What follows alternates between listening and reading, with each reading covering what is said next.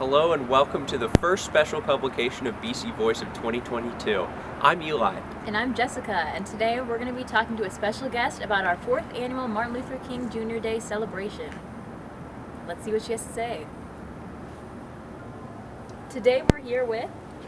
Hello, my name is Dr. Gauri Pitale, and I am the Associate Dean for Diversity, Equity, and Inclusion at Bridgewater College. And we're here to talk about our upcoming Martin Luther King Jr. Day celebration. What was Dr. King's influence or an impact on the world? That's an excellent question. Dr. Martin Luther King did have a very indelible impact on the world as we see it today and as we know it today. One of the biggest things that he did, which was very unique, was the fact that he actually put forth the idea of nonviolent protest. So that actually was inspired by Mahatma Gandhi, whose Ahimsa movement, the nonviolence movement or nonviolence protest movement, was what helped India gain independence. Dr. Martin Luther King was very much inspired by this, and as a result, he ingrained into us the notion of civil disobedience, something that we continue to follow in the United States of America. He really truly believed in the American dream.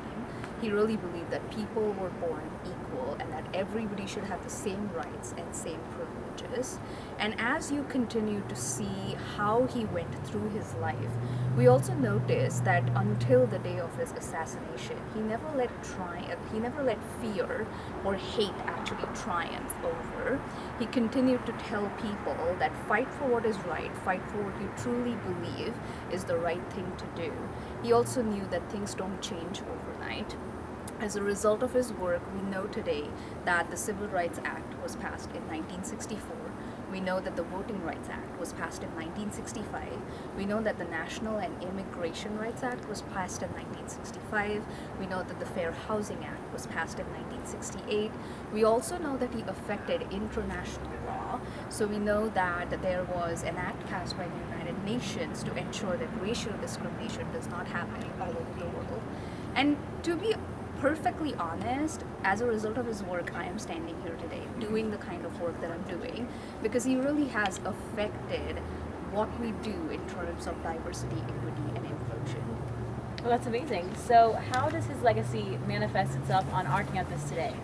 That is great. So one of the things that we have noticed is that racial segregation is no longer a reality, right? At least not for most people.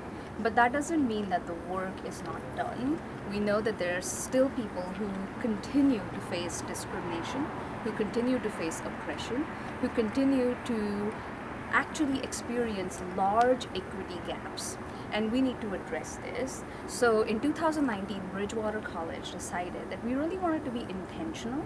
We really wanted to work towards ensuring that Dr. Martin Luther King's legacy is going to be remembered by our campus and our community. Therefore, we started the Dr. Martin Luther Jr. King Day celebration. So this year, we're going to do the 4th annual Dr. Martin Luther King Day celebration. But apart from that, as I already said earlier, his work really has affected diversity, equity, and inclusion work that we do across the country. His work really left a legacy of why we need to fight for social justice, why we need to make sure that we can truly be our authentic selves, and all of us when I say that. And that means that as the Office of Diversity, Equity, and Inclusion, we are intentionally working with all of the campus constituencies to really build a strong, solid, very directional DEI strategic plan. This plan is going to assess what kinds of diversity initiatives we need to run on our campus. It is going to make sure that we continue to reassess them, implement them, put them in action, and continue to bring Dr. King's dream to fruition. And what is our 4th annual Dr. Martin Luther King Jr. Day celebration going to look like? That is really great because we've put a lot of work in this and there are lots of people on this campus who work very, very hard. So I want to first go ahead and say that I want to acknowledge the work that they have done. The first thing we're going to do is we're going to assemble at Oakdale Park at 10:45 a.m. and there we will hear from Dr. Bushman, we'll hear from a BC student, and we will also hear from a town representative. From there on forward, we will continue to march from Oakdale Park to Bridgewater College.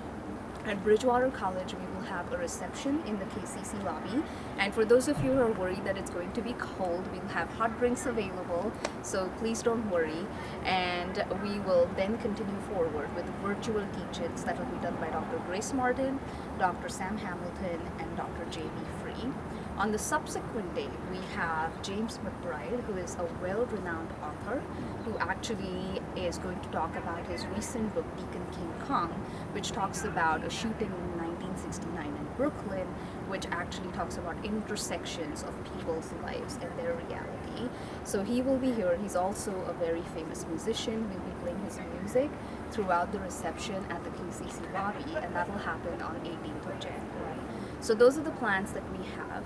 But I also want to remind Bridgewater College that this is not the only way that we're going to remember Dr. Martin Luther King. Dr. Martin Luther King should be remembered throughout the year.